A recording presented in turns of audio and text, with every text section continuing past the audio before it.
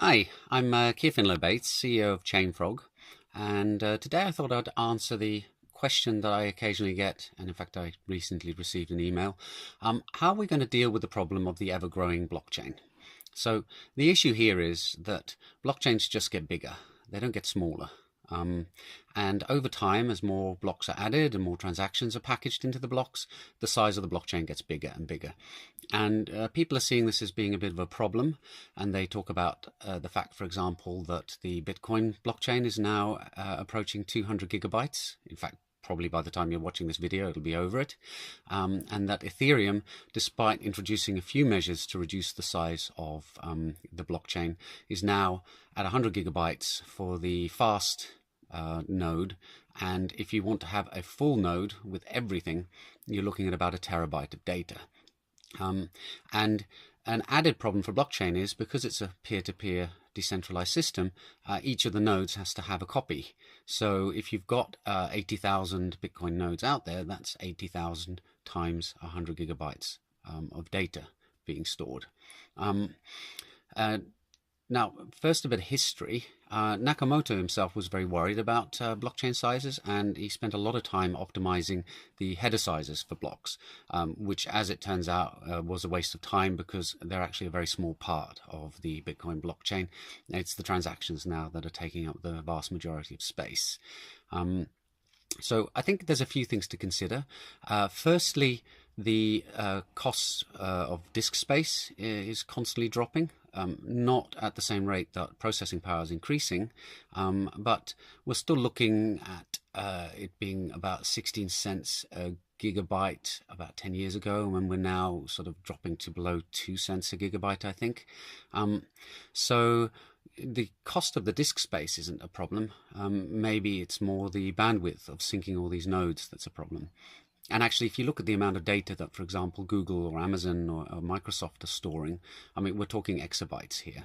So a couple of hundred gigabytes every couple of years isn't really going to be a big problem. But the problem is apparent if you set up your own blockchain node and you start trying to sync with the network. It can take days for you to catch up with Bitcoin or with Ethereum. And similarly, if a company is running a permissioned blockchain, they may not be happy to have something there that's just getting bigger and bigger all the time, and the sysadmins are constantly asking for more and more disk space.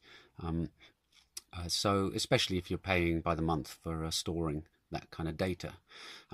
So there are a few things to consider. Firstly, blockchain isn't a database, right? If you want to store data and change it and update it, you've got to ask yourself, do I really want to be using a blockchain, or should I just be using a database? And in fact, what you need to do is you need to think about the data that you're storing. So blockchain is not good for big data. If you've got big video files or a load of analytics data or something like that, you should be storing it in a database and maybe using the blockchain for storing hashes of that data. So that's your first way of saving space. And in fact, you should be looking at what you're storing in the blockchain in terms of transactions. You want to store small pertinent facts that are important to a number of different parties, and where you want to make sure that there's just one single view of the truth. So it's good for things like financial transactions, or for user permissions, or for provenance of data by storing data hashes. The second possibility is to use pruning. That's harder for public open blockchains, where you generally do want to have a full record of the history of everything. Although, as I said, Ethereum already has a certain amount of pruning in that they look at storing just the active contracts, for example, things that have been killed, contracts that have been terminated and can no longer be run. There's not really a need to keep all that data hanging around, and that's why you have fast sync on Ethereum versus a full node. Then a third option is to have side chains. So if you're going to do lots and lots of microtransactions, maybe it's better to run a second blockchain to handle all those transactions, and then finally you can kind of effectively have a clearing mechanism or a settlement mechanism where you sync that back to the main blockchain. And things like the Lightning Network look to do that on top of Bitcoin, for example. You transfer out some Bitcoin effectively into a Lightning network. You transact a lot of micro transactions, and then at a later date, you settle all of those and you write a single Bitcoin transaction back to the Bitcoin blockchain. And that keeps the Bitcoin blockchain size down. And when all the microtransactions are finished, you can basically shut down those Lightning nodes and just delete the data from them or archive it. A final option is to basically reset your blockchain, and this is more practical for a permissioned blockchain.